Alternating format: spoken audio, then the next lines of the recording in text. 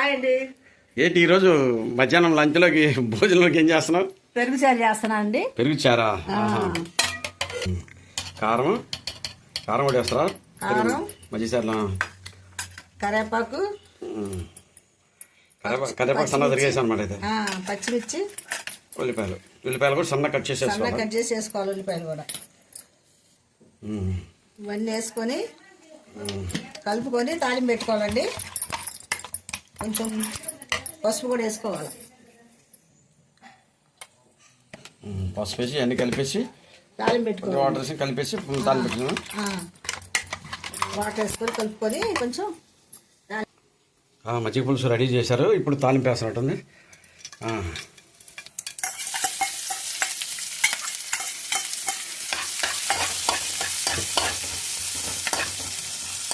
తాలింపు వేస్తున్నానండి.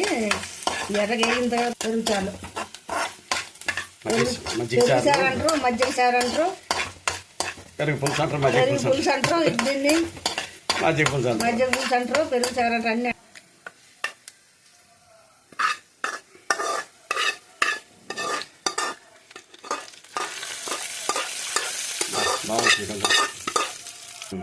మజ్జిగ చారు రెడీ అయిందండి. వేడి అన్నంలో వేసుకొని తింటే సూపర్గా ఉంటుంది.